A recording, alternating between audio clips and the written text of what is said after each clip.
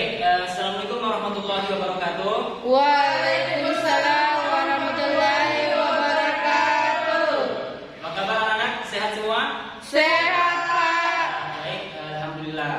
Baik, puji syukur kita panjatkan kepada Allah Subhanahu wa taala ya atas berkat rahmat dan hidayahnya sehingga kita masih bisa berkumpul di kelas ini untuk belajar biologi. Baik, anak-anak, sebelum kita memulai pembelajaran, ada baiknya kita berdoa dulu ya.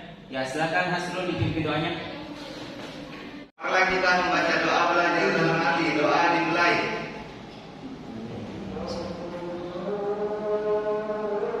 Doa selesai. Ya, baik, terima kasih. Gitu ya. Baik, sebelum saya lanjut, saya mau mengabsen dulu ya. Oke, yang pertama, Hasrul. Hadir Pak.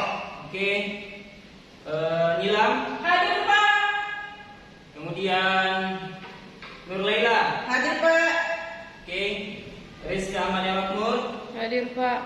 Oke, Zulkarnain. Hadir Pak. Ya. Kemudian Ahmad Hatim. Hadir Pak. Oke, jadi semuanya hadir ya? Iya, Pak. Oke, baik. Bagaimana? Kita sudah siap memulai pembelajarannya? Iya, Pak. Baik, anak-anak. Pada pertemuan sebelumnya kita telah mempelajari materi tentang sel ya. Iya, Jadi, Pak. ya. Jadi sebelum kita lanjut materi hari ini, saya mau tanya-tanya dulu tentang materi sebelumnya.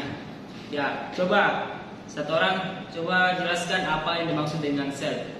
Saya Pak. Ya, coba silakan Nasrul. Sel adalah unit terkecil yang menyusun tubuh organisme Pak. Oke, betul ya. Jadi sel merupakan kesatuan atau unit terkecil yang mempunyai fungsi dan menyusun tubuh makhluk hidup. Oke. Kemudian kita juga telah mempelajari tentang sel hewan dan sel tumbuhan. Nah, coba Zulkarnain jelaskan perbedaan dari sel hewan dan sel tumbuhan. Ya, kalau perbedaannya ini Pak, secara umum kalau tumbuhan itu mempunyai dinding sel, kalau hewan itu tidak mempunyai dinding sel Pak. Ya, betul juga. Oke, aplaus dulu untuk temannya. Nah, lanjut. Jadi saya tambahkan yang tadi ya. Jadi kenapa sel tumbuhan itu mempunyai dinding sel? Karena dia tidak bergerak secara aktif ya. Beda dengan makhluk hidup lain seperti hewan ataupun manusia. Itu mempunyai dinding sel, tidak mempunyai dinding sel.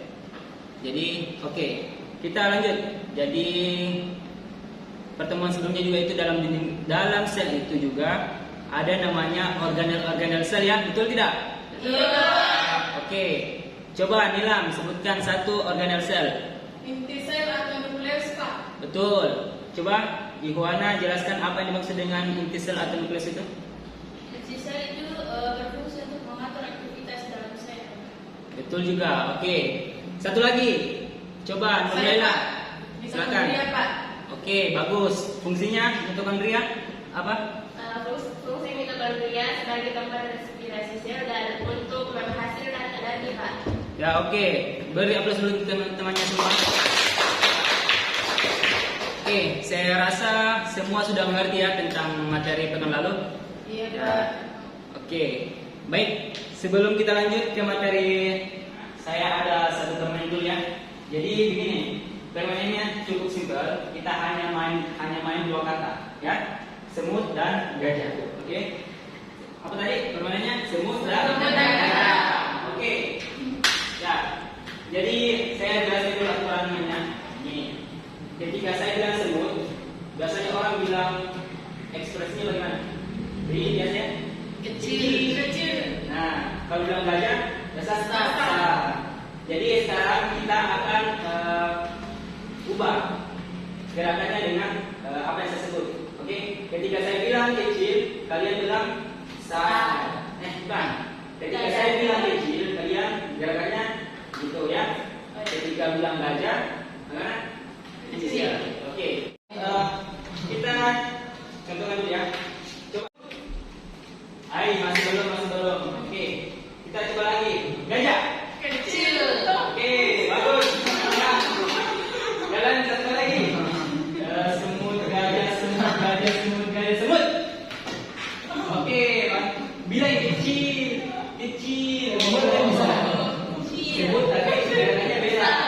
Oke, kita mulai. Nanti sebentar yang salah itu ada tahu garisnya. Gajah, semut, gajah, semut, gajah, semut, gajah. Kecil. Oke, bagus. Ya, kita mulai sekali lagi. Oke, gajah, semut, gajah, semut, gajah, semut, gajah, gajah, semut, semut.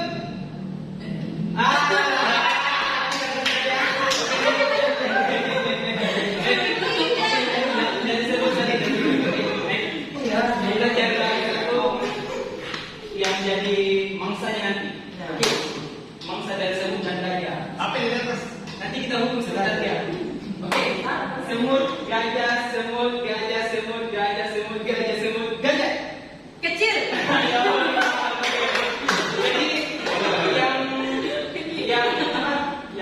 Jadi yang hanya kurang fokus tadi cuma Rizka ya.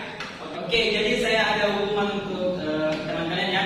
Jadi hukumannya hanya 2 kalimat. Sebutkan secara cepat, yaitu kepala digaruk, kelapa diparut. Secara 5 kali ya. Kepala digaruk, kelapa diparut. Coba 1, 2, 3. Kepala digaruk, kelapa diparut. Kepala digaruk, kelapa diparut. Kepala digaruk, kelapa diparut. Kepala digaruk, kelapa diparut. Kepala digaruk, kelapa diparut. Oke, selamat. Oke. Sekarang kali bagus. Baik, sekarang kita akan masuk ke materi ya.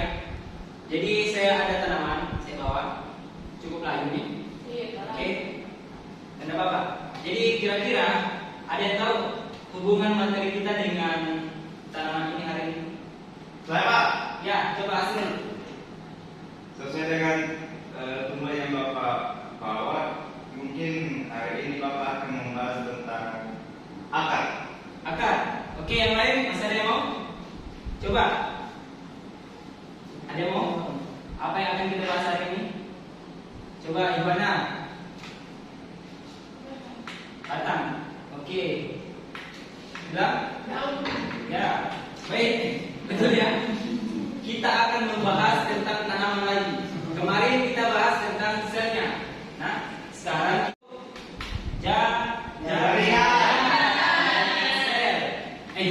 jaringan tumbuhan. Oke.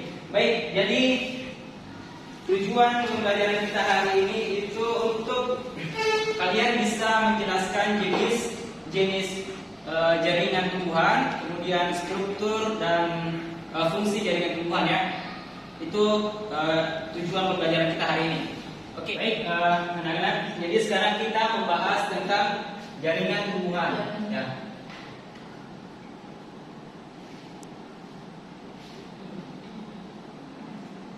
Jaringan tumbuhan. Oke. Jadi pada dasarnya jaringan tumbuhan itu terbagi atas 2 ya. Yang pertama yaitu jaringan meristem. Jaringan meristem. Oke. Jadi yang kedua yaitu jaringan dewasa ya. Dewasa itu permanen. Nah, ada yang bisa jelaskan apa itu jaringan meristem? Saya Pak. Ya, silakan Nasrul. Jaringan meristem adalah jaringan yang selalu mengalami pertumbuhan atau pembelahan sel. Ya, bagus. Berapa untuk temannya?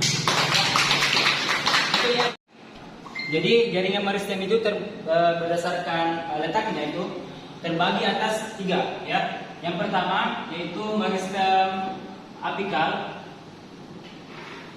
Yang kedua yaitu meristem lateral. Dan yang ketiga yaitu meristem interkalar. Ya, jadi meristem apikal ini yaitu meristem yang letaknya berada di ujung organ tumbuhan. Misalnya berada di ujung batang dan ujung akar. Ya, ujung akar. Sedangkan meristem lateral ini letaknya itu berada di antara pembuluh angkut atau di tengah-tengah pembuluh angkut, yaitu antara xilem dan phloem. Nah, dia berada di batang ya, berada di batang. Jadi makanya ini tumbuhan dapat membesar ke samping, dan untuk meristem apikal itu untuk pertumbuhan ke atas ya. Sedangkan untuk meristem interkalar, yaitu meristem yang letaknya berada di buku-buku batang ya, di buku-buku batang. Sedangkan jaringan meristem berdasarkan asal usulnya itu dibagi menjadi dua. Yang pertama yaitu meristem primer dan meristem sekunder.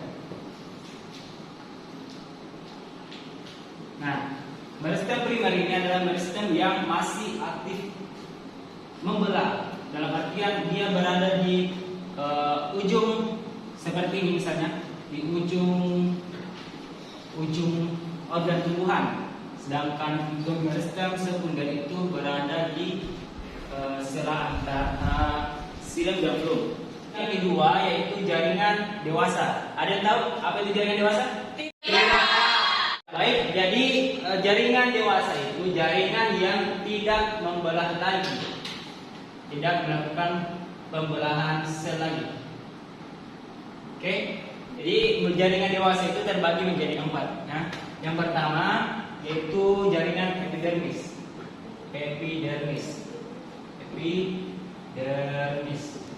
Nah, jaringan epidermis ini merupakan jaringan yang berada di luar organ, yang menutupi atau melindungi organ tersebut. Oke, melindungi. Fungsinya itu melindungi. Oke, jadi, nah yang kedua yaitu jaringan dasar. Jaringan dasar. Oke.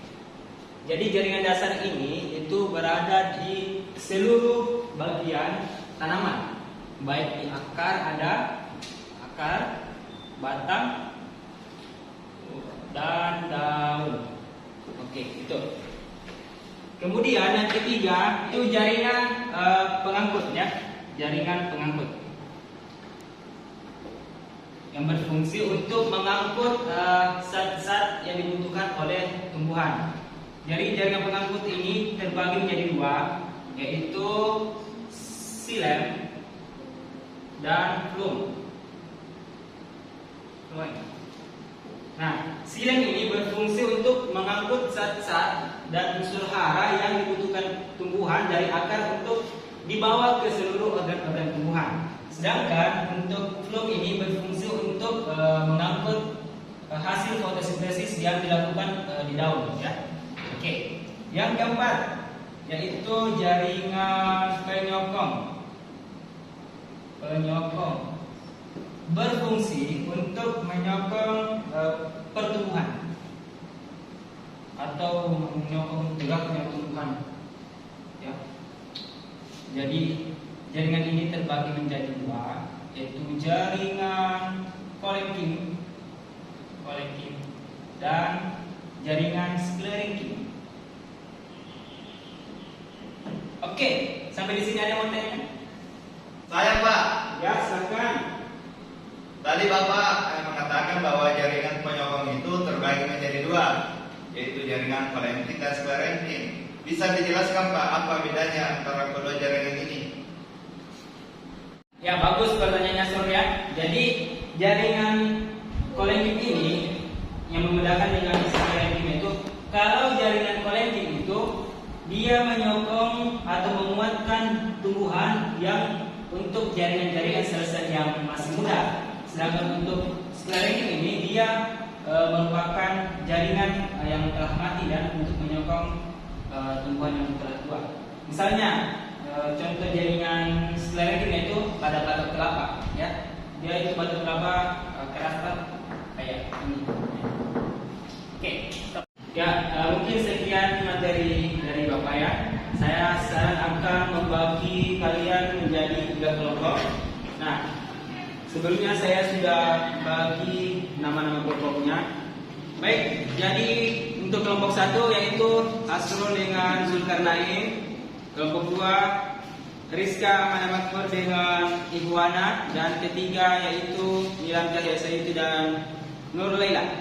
Oke, sekarang untuk kelompok ya, kelompok 1, 2, dan 3. Jadi kita akan membuat memet ya. Jadi setiap kelompok itu akan membuat memet tentang jaringan tumbuhan. Nah, kelompok 1 akan membahas jaringan tumbuhan pada akar ya. Kelompok 2 jaringan tumbuhan pada batang, dan ketiga itu jaringan tumbuhan pada daun. Oke, sampai di sini paham? Paham. Oke, baik. Nah, sekarang saya bagikan ya.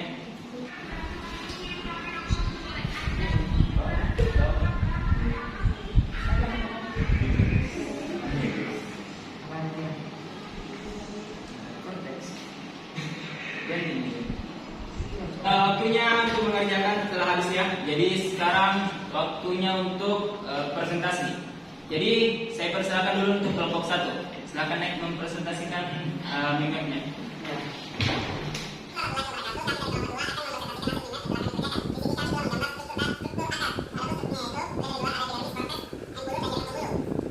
Baik ya, kita lanjut kepada kelompok selanjutnya.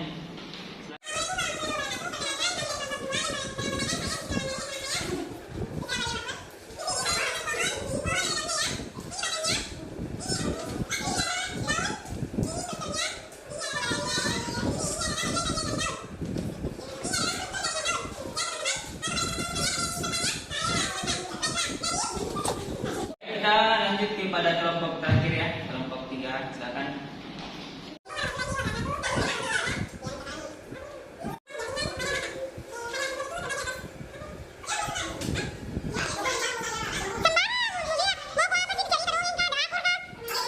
Dari anak-anak sekalian sudah sangat bagus.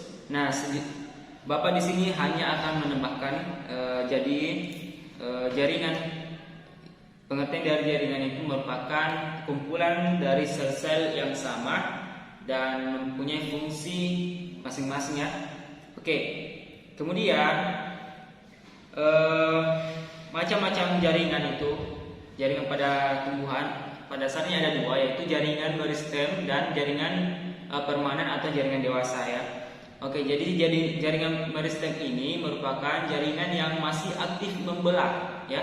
Contohnya dia itu berada letaknya di ujung batang yang paling ujung untuk membentuk daun, dan berada di akar ya, paling ujung akar. Oke. Nah, kemudian sedangkan untuk jaringan permanen atau jaringan dewasa itu jaringan yang lagi melakukan pembelahan sel ya. Jadi jaringan dewasa ini terbagi atas 4. Yang pertama itu jaringan epidermis, kedua jaringan dasar atau parenkim, kemudian ketiga jaringan pengangkut, dan keempat itu jaringan penyokong. Nah, jadi itu mungkin itu tambahan dari Bapak ya. Ya. Sampai di sini ada yang bisa menyimpulkan materi kita hari ini? Pak. Ya, silakan main. Dari sini terdapat pengertian dari jaringan tumbuhan di mana sekumpulan sel-sel tumbuhan mempunyai bentuk, asap, fungsi, dan struktur yang sama. Terdapat beberapa bagian median, yaitu jaringan meristem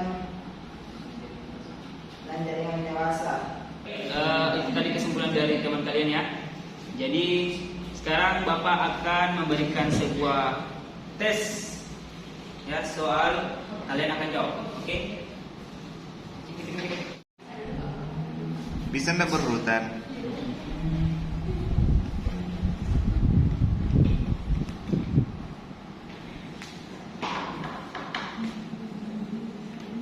Baik, mungkin sampai di sini materi kita hari ini ya. Informasi untuk materi kita selanjutnya yaitu masih tentang jaringan, tapi kita akan lebih fokus kepada kultur jaringan ya. Oke? Sampai di sini ada yang paham?